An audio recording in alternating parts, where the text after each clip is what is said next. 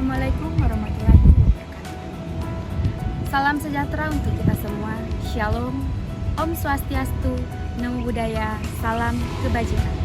Perkenalkan, nama saya Chelsea Novelita Raulino dari A1124109.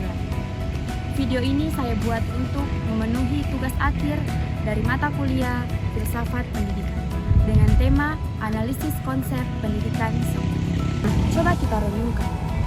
Kapan sih pendidikan itu berakhir? Dulu mungkin kita pikir setelah wisuda pendidikan itu berakhir. Namun nyatanya dunia semakin berkembang dan semakin maju. Dan ilmu yang kita punya hari ini tidak hanya habis hari ini saja dan akan basi besok hari.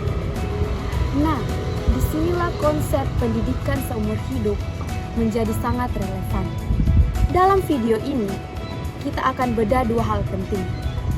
Yang pertama, yaitu bagaimana konsep analisis pendidikan seumur hidup dilihat dari kacamata filsafat pendidikan. Dan apa saja contoh penerapannya dalam pendidikan kita saat ini.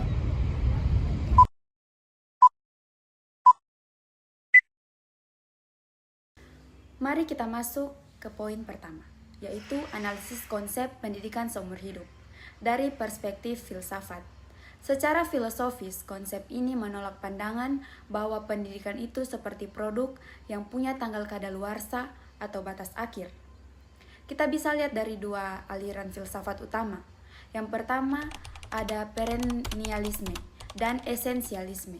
Kedua aliran ini percaya bahwa ada nilai-nilai dan pengetahuan dasar yang esensial yang harus dipertahankan, tapi cara kita memahaminya harus terus diperbarui. Artinya, pendidikan seumur hidup adalah cara agar kita tidak pernah berhenti mencari kebijaksanaan. Kita terus mengasah akal untuk memahami kebenaran abadi meskipun konteks dunianya berubah-ubah. Baik, yang kedua ada progresivisme dan eksistensialisme. Aliran ini lebih menekankan bahwa pendidikan adalah proses pengalaman dan pembentukan diri. Artinya, pendidikan seumur hidup adalah kebebasan dan tanggung jawab individu. Kita bebas memilih apa yang ingin kita pelajari, misalnya skill baru di usia 40 tahun, dan bertanggung jawab atas perkembangan diri kita sendiri.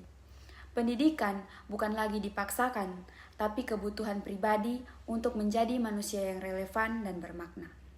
Di setiap fase kehidupan, secara filosofis, pendidikan seumur hidup adalah pengakuan bahwa manusia adalah makhluk yang selalu menjadi berkembang, bukan makhluk yang sudah jadi.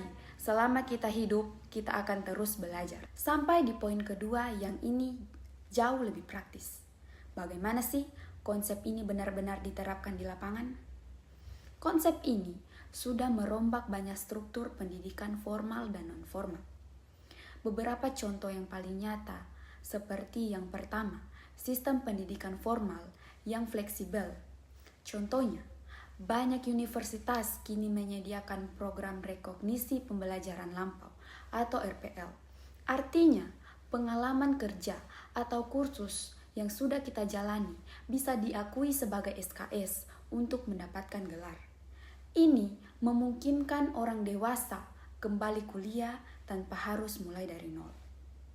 Yang kedua, ada pendidikan vokasi dan pelatihan kerja berkelanjutan. Contohnya, program pelatihan keahlian yang didanai pemerintah atau perusahaan.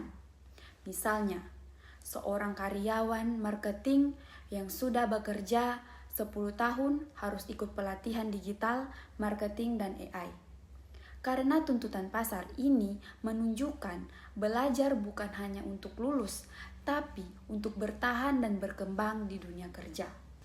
Nah, teman-teman, tidak hanya kedua contoh itu saja. Ada juga platform pembelajaran mandiri. Contohnya, kehadiran platform seperti Ruang Guru atau YouTube Edukasi. Ini adalah wujud paling demokratis dari pendidikan seumur hidup.